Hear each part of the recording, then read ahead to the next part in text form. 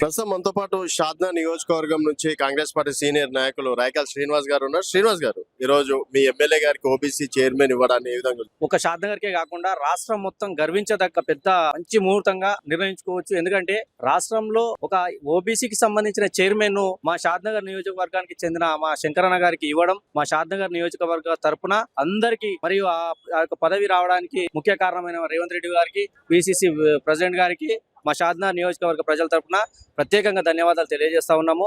ఈ యొక్క పదవి అనేది ఏదో పదవి తీసుకొని ఇంట్లో వండము, లేకపోతే పదవి పెట్టుకుని ఫ్లెక్సీలు వేసుకుందాము, పదవిలో రాగానే పేపర్లు వేసుకుందాం అనే ఉద్దేశం ఉన్న వాళ్ళని కాకుండా ఓబీసీ అసలు జనరల్ గా ఇప్పుడున్న సిచ్యువేషన్ లా బీసీలకు ప్రాధాన్యత ఇస్తున్న ఈ తరుణంలో ఎవరికి ఇస్తే ఈ యొక్క రాష్ట్రంలో బీసీలకు నైపుణ్యం పెరుగుతుంది, బీసీలకు ప్రాధాన్యత పెరుగుతుంది అనే ఒక ఉద్దేశంతో మరి ఎవరైతే కరెక్ట్ పర్సన్ అనే సెలెక్ట్ చేసుకొని మరి మన శంకరన్న గారికి ఇవ్వడం అనేది చాలా అంటే చాలా సంతోషించదగ్గ విషయము.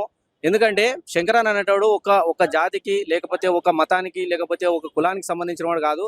ఆయన సబ్బండ జాతికి అందరికీ న్యాయం చేసే ఒక పెద్ద మనిషి, పెద్ద మనసుతో ఉన్నటువంటి మనిషి. కాబట్టి ఆయనకి ఇప్పటికే మన ప్రభుత్వ రంగ సంస్థల చైర్మన్ కూడా ఇవ్వడము, ప్లస్ ఇది ఓబీసీ చైర్మన్ ఇవ్వడం అనేది, ఈ పదవి అనేది ఈయన అడగక ముందే ఇస్తున్నారు. ఒకవేళ పదవి అడిగితే ఇంకే పదవి ఇస్తారనేది కూడా మనం దృష్టిలో పెట్టుకోవాల్సిన అవసరం ఉన్నది. ఈయన వద్దు అన్నా కూడా నువ్వైతేనే కరెక్టు, ఈ బీసీలకు న్యాయం చేయాలంటే ఒక బీసీ నాయకుడిగా ఒక చిన్న కుటుంబంలో నుంచి వచ్చినటువంటి మీరే ఉండాలని చెప్పేసి పట్టుబట్టి మరి పిసిసి గారు నిర్ణయించడం చాలా అంటే చాలా సంతోషకరమైన వార్త. మేమైతే చాలా సంతోషంగా ఉన్నాం. ఈ యొక్క పదవికి ఆయన మంచి వన్నె తెచ్చే విధంగా ఆయన పనిచేస్తాడని అందరికీ తెలుసు. చిన్న జాతి అంటే చిన్న కులాలకు సంబంధించిన ప్రతి ఒక్క కులాలను కూడా ముందుకు తీసి వాళ్ళని ప్రోత్సహిస్తాడనే ఉద్దేశంతో ఈ యొక్క పదవి ఆయనకి ఇవ్వడం అనేది చాలా సంతోషంగా మేము భావిస్తా ఉన్నాం. ఈ విధంగా అంటే వరుసగా ఎమ్మెల్యే అయ్యిండు, తర్వాత ప్రభుత్వ రంగ కార్పొరేషన్ చైర్మన్ అయ్యిండు, ఇప్పుడు చైర్మన్ అయ్యిండు ఓబీసీ చైర్మన్. ఒక మంత్రి పదవి ఒకటే తక్కువ.